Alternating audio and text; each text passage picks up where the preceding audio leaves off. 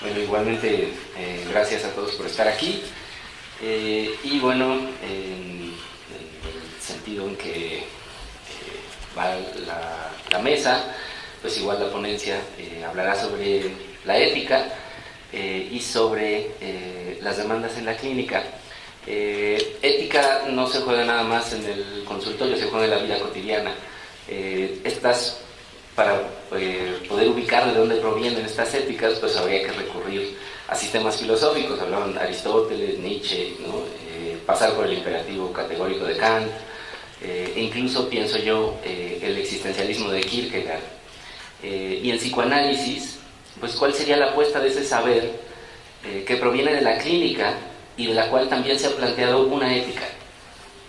Sabemos que la ética psicoanalítica no es la ética filosófica, pero al hacer la lectura de las elaboraciones freudianas y posteriormente las de Lacan, parece una exigencia recurrir también a los sistemas filosóficos a partir de los cuales la epistemología psicoanalítica se sustenta, tal como lo hace cualquier otro saber que tenga como eje una práctica y por lo tanto una ética. El día de hoy les hablaré de la ética de Kierkegaard y el lugar que me parece ocupa en la clínica. Son pocas las referencias explícitas que hace Lacan en relación a Kierkegaard, situándolo pues las más de las veces como parte del pensamiento existencialista. Su nombre no aparece con frecuencia, sin embargo existe el eco de algunos de los pensamientos de Kierkegaard sobre la ética, la angustia, la repetición o la tragedia en la teoría psicoanalítica. No quiero decir que Lacan hizo sus planteamientos partiendo de Kierkegaard, pero sí hay algunos trazos que nos permiten entender un lazo entre los dos autores. Y creo que en cierto sentido el traerles esta ponencia trae una visión que tiene Kierkegaard del sujeto moderno, y también parece una advertencia hacia los analistas que se puede oír desde 1843, ¿no? Entonces, bueno, para empezar, Kierkegaard se encuentra en contra de la posición pragmática, también en contra de la posición evaluadora. Propone, en lugar de elevar una supuesta realidad a la condición de ideal, insertar un poco de idealidad a la realidad. ¿A qué se refiere con esto? Bueno, en lugar de tomar algo práctico, algo que nos hace falta, algo que sería por ejemplo, una conducta deseable, y elevarla a condición de ideal, lo que propone Kierkegaard, bueno, como la mayoría de los filósofos que trabajan sobre ética, pues propone un sujeto mejor, ¿no? En suma, lo que se propone aquí es que las normas morales no son absolutas. Incluso si por medio del juicio de la razón se determina que están en relación con algún ideal que sea válido. ¿A qué se debe esto? ¿Por qué las normas morales no son absolutas? Se debe a que existe una discordancia entre las necesidades histórico-temporales y la normatividad moral. A Kierkegaard le debemos este señalamiento, que es aún vigente. De acuerdo con él, el ser humano moderno no ha tenido éxito en su concepción ética de la vida, y la razón de su fracaso es el aislamiento. El sujeto moderno se centra en su individualidad, permanece centrado en los placeres, en lo estético, dice Kierkegaard, y desconectado de la realidad comunitaria y de la realidad ética, de sus posibilidades que lo ligan al deber. Al vivir de esta manera, al vivir en lo estético, el sujeto se centra en el gozar. Se encuentra pensando siempre en las posibilidades de obtener satisfactores, por lo tanto, se encuentra sometido a lo que el exterior le puede brindar. No es dueño de sí mismo. Solamente si el individuo vive en forma ética, propone, puede ocuparse de su vida, hacerse cargo de ella y de su bien. Imagínense a alguien quedándose sentado, esperando a sentirse mejor. Al esperar siempre el bien proveniente del exterior, pues el individuo lo que hace es perderse. Su lugar en el mundo ya no depende de él, es movido por el otro. Y si no encuentra su lugar en el mundo, dice Kierkegaard, tampoco podrá encontrarlo en el amor, porque todo siempre es posibilidad, y mientras sea posibilidad, nunca podrá concretarse. Y esto porque no se ocupa de su amor, sino que siempre lo está esperando. Es por ello que cuando llega, le encuentra fallas. Ante la más mínima falla queda destrozado, no es lo que yo quería, y abandona. Así este personaje va a esperar por siempre. Pide a la vida cada vez más condiciones. Por el contrario, dice Kierkegaard, el que ama éticamente, aunque también espera cosas, también desea, no se queda solo en la espera. Su vida se vuelve una tarea permanente. También desea ser totalmente feliz, pero es feliz en la elección, aun cuando ésta no es completamente acorde a sus deseos, ya que el arte, refiere, no está en desear, sino en querer lo que se ha elegido. Entonces, ¿no está acaso planteando algo en relación con el deseo? Sabemos que la falta no se puede colmar, sin embargo, es en el acto donde el deseo del sujeto puede encontrar una posición ética. No se trata de abandonar la búsqueda de la satisfacción exterior, como en el asceta, sino de hacer algo, de transformar la espera de lo exterior en acto. Recordaré la definición de la ética en Kierkegaard, y cito: la ética es lo que hace que el hombre devenga lo que deviene.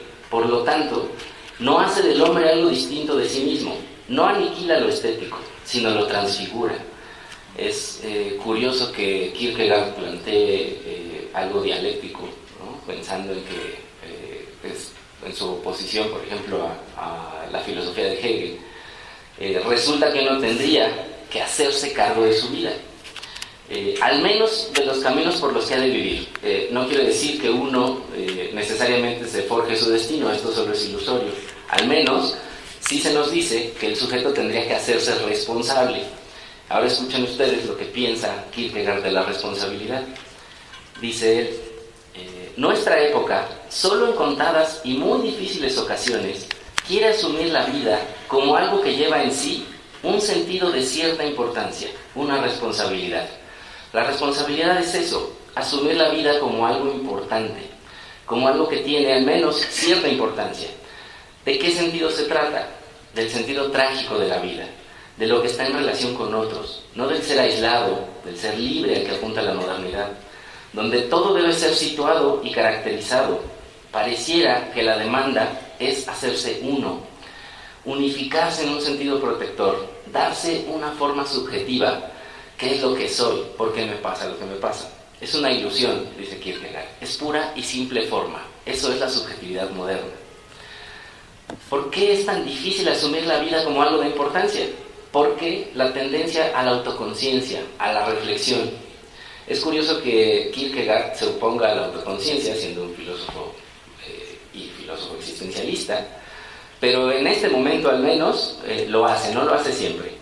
Estoy hablando de sus primeros trabajos, ¿no? De donde estoy tomando las citas. En específico me estoy basando en un texto llamado O lo uno o lo otro. El autoconocimiento depende de la conciencia, cierto, pero aquí no en un sentido especulativo. No se basa únicamente en el yo abstracto, sino en el yo que solamente deviene concreto a partir de la elección de carácter ético. Y el psicoanálisis, al menos así está planteado, no se sustenta como un espacio reflexivo donde el sujeto vaya a encontrarse a sí mismo. El psicoanálisis apunta a interrumpir, a cortar la reflexión. Ante la angustia, entonces, el sujeto permanece reflexionando, buscando establecer una forma de ser.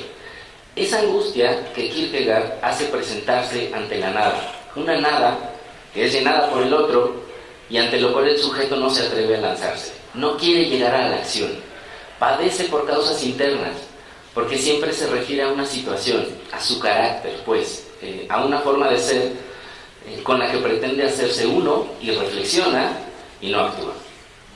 Kierkegaard recoge la noción de angustia como una categoría límite, que permite aprender un fenómeno cuya naturaleza no es definida. Dice él, o lo uno o lo otro. Es el texto al que hago referencia, y esta consigna expresa la alternativa que acecha constantemente a la persona. Dejo aquí la palabra Kierkegaard en una cita tomada de este texto, de la segunda parte de Ética y Estética en la Psicología de la Personalidad, y dice: amigo mío, te repito lo que tantas veces te he dicho, o más bien te lo grito, o lo uno o lo otro. Uno solo que interviene para corregir no es suficientemente esclarecedor, pues nuestro tema es demasiado importante para que uno se pueda conformar con una de sus partes y demasiado consistente en sí mismo para que se lo pueda poseer parcialmente. Hay circunstancias en la vida en las que sería absurdo y hasta insensato aplicar una alternativa, o lo uno o lo otro, pero también hay personas cuya alma es demasiado disoluta para comprender lo que significa este dilema y cuya personalidad está privada de la energía necesaria para decir con pasión, o lo uno o lo otro. Y ante la demanda de ser uno, aquí es donde podemos pensar que interviene la posición ética del analista, en tanto que corta el circuito reflexivo. ¿Acaso el psicoanálisis no advierte una y otra vez sobre la posibilidad de quedar hecho uno, de identificarse a sí mismo a una forma subjetiva, es decir, a un trastorno, a una etiqueta, ¿no? Kierkegaard propone que lo sustancial justamente no es el sí mismo, sino que lo sustancial es estar determinado por lo otro. Esto no siempre se alcanza a captar. Escuchen la definición de Kierkegaard de sujeto. Por singular que pueda ser un hombre, ¿no es acaso una criatura de Dios, un hijo de su tiempo, de su pueblo, de sus amigos? ¿Y no es en esto donde reside precisamente su propia verdad? También el analista en ocasiones está acostumbrado a situar. Claro, es obsesivo, ¿no? ¿Cómo no le va a ocurrir eso si es histérica, ¿no? Y repite de alguna manera y lo hace como un mantra. Es que hay que elegir. Y nos pone a elegir. Y sigue Kierkegaard. Parece aquí una advertencia al analista y dice: y ahora, ¿qué importancia das tú a esas palabras que empleas a menudo y que son para ti casi un adagio? Ninguna. Obran sobre ti como una bebida fuerte sobre un neurótico. Como ese pensador decía a alguien que había hecho caer su sombrero: si lo levantas, recibirás palos. Si no lo levantas, lo recibirás igualmente. Elige. Es tu placer consolar a la gente. Escucha sus quejas y entonces les dices: sí, comprendo perfectamente. Hay dos soluciones posibles. Se puede hacer esto o bien aquello. Hacedlo o no lo hagáis. Lo lamentarás igualmente. Esa es la posición ética. Empujar hacia una elección que en cualquier caso traerá padecer. No lo creo. Si para Kierkegaard la sustancia es la determinación por lo otro, hay que construir lo uno y lo otro para que entre uno y otro advenga el sujeto. Lo propio del sujeto es en sí la desesperación. En tanto el yo se quiere formar ilusoriamente su propio destino, y el ser humano desespera porque no puede ser transparente a sí mismo. Lo que se lo impide se encuentra más allá de él, a tal grado que no logra manifestarse. Cuando un hombre teme la transparencia, huye de lo ético. En realidad no es otra cosa. Huir de lo ético es quedar en la ignorancia, es no querer saber nada de eso. Algo suena a psicoanálisis. Dice Kierkegaard que aquel que no puede manifestarse no puede amar, y el que no puede amar es el más desgraciado.